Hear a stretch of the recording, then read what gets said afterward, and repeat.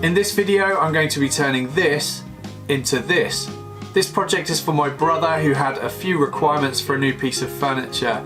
He wanted something around 700mm wide and as tall as possible with lots of shelving for books. It also needed to be in a mid-century style to complement the rest of the furniture in his room, which includes the record storage unit which I made for him a while back on my channel, and I'll link to that video in the description box below if you're interested. Originally we were thinking that we would build something completely bespoke from scratch. The problem with that though was that it's difficult to get sheet materials like MDF or plywood with a teak veneer. So whatever we got would need to either have a different type of wood for the face veneers, or it would need to be stained to match the colour of his other furniture. Eventually though, he found a piece of furniture in a second-hand shop and he sent me a photo and asked if I could alter it to suit his needs.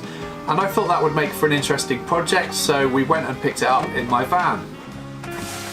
My brother also asked if this could be put onto legs because he likes legs, as do I. And he wanted the legs to be quite tall, so I did a quick 3D drawing in SketchUp just to check how that would look with the dimensions we had in mind. And this is what we settled on. First I looked over the unit and it wasn't in good condition. Aside from the minor issues like water stains, a few chips, dents and scratches, there were also some structural issues. You can see here that this glue joint has failed and you can see the dowels on the inside. There was also a lot of grain tear out at the bottom where it looks like it's been dragged around the floor. Someone's also made an ugly cutout through the back panel. The bottom rail was a real mess. And when I removed the drawers, I found more evidence of failed glue joints and a bad repair job. The drawers themselves were actually quite nice. I like the brass handles, although the brass needs a good cleaning, and the drawers are nicely made and very solid with dovetail joints. These won't be needed for this project, so I hope to make use of them in a future project instead. The top shelves are adjustable, they sit on these little pins, although some of the pins with the unit were plastic and broken, so I'll need to replace those too. I started by removing the back panel, which is teak veneered plywood and about 5mm thick. I used a mallet just to loosen up the nails which were holding it in place. This panel isn't going to be reused as a back panel, partly because of the ugly holes in it that I mentioned earlier, and partly because my brother needs access to an electrical socket which is on the wall where this unit is going to be placed. Next I could take apart the rest of the panels and they came apart really easily. I used a scrap of wood just to protect the wood from the mallet.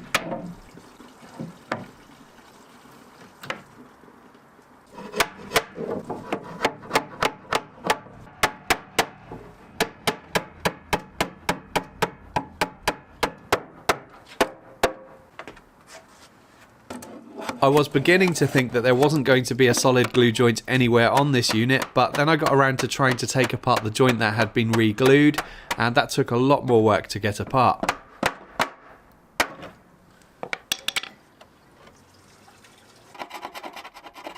I spent some time cleaning off all of the old glue with a scraper and a bit of sanding. And I pulled out all the old nails that were holding the back panel in place. To bring the unit down to the desired width, I'd need to cut 3 panels, the top, the bottom and the middle shelf. And I'd use my panel cutting jig on the table saw to do that. I started with the bottom panel which had this rail attached to it, and that glue joint was loose too, so I just took that off.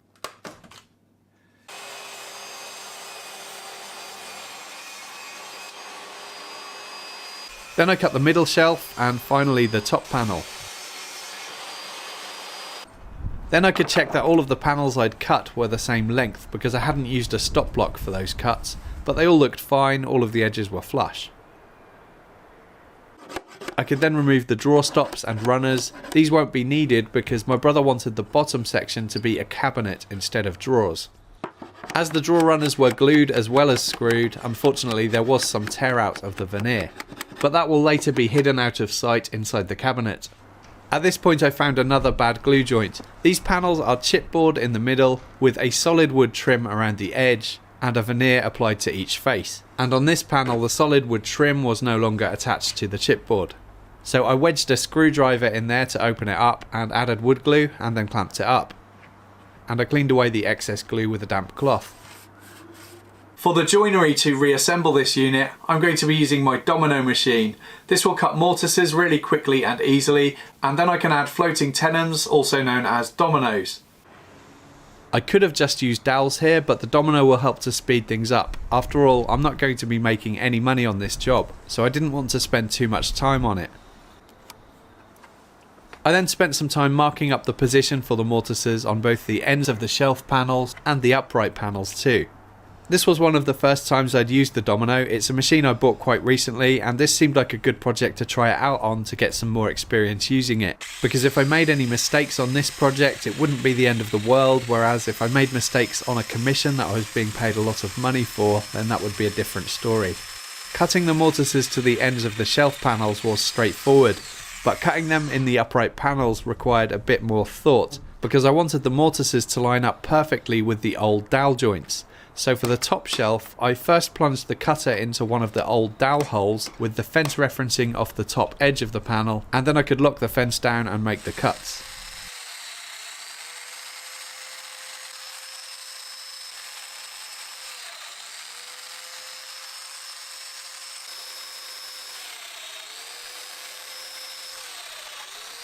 When it came to adding the middle shelf, I needed to set the fence to do a plunge cut, so I couldn't use the fence to align the joints to the old dowel holes. So instead I located the cutter inside one of the old dowel holes again, and then I set up a straight edge using some clamps, and I could reference from the straight edge instead, and that worked really well.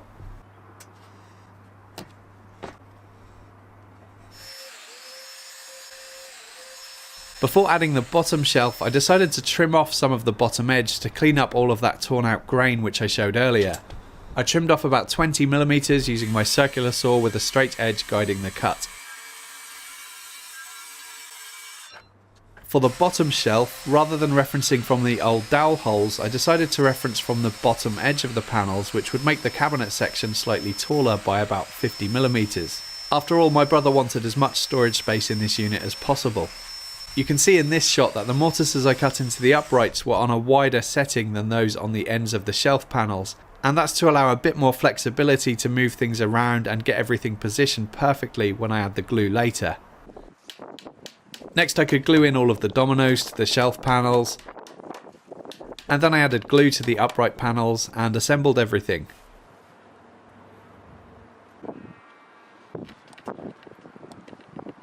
And everything went together really easily. I used my parallel clamps to get tight glue joints and then cleaned away excess glue with a damp cloth.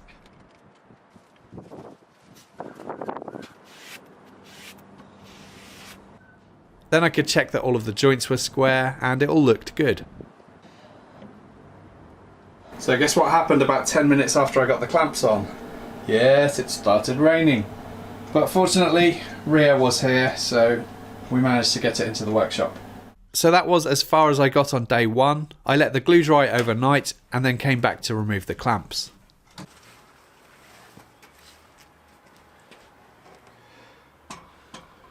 I've got this thin piece of MDF here, and this is big enough to cover this bottom section, so I'm going to add that. That's just going to help keep the unit square.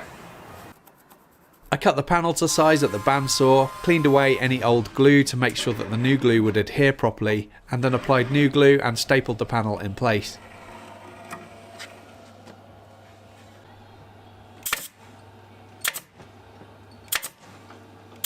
The next job was to start making a leg base for the unit, so I first measured it up. I had some 18mm hardwood ply I could use to make the apron rails, so I ripped that to width at the table saw.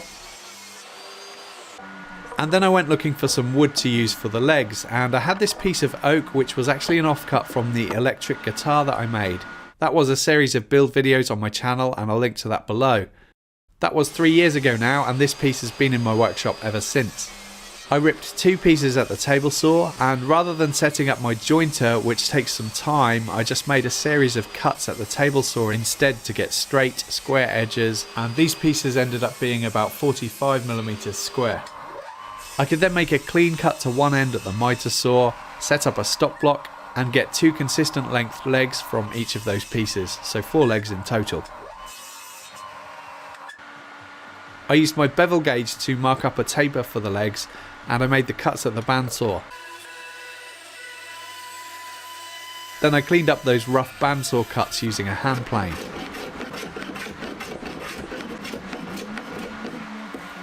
I I also marked up another taper onto the taper I'd already cut, and I cut that and cleaned up those in the same way to give me a taper on 2 faces of each leg.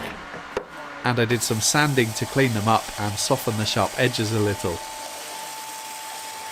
Okay, now it's time to decide where I want my legs to go, and ordinarily I would inset them by perhaps 20-25 millimeters from both the front and the side.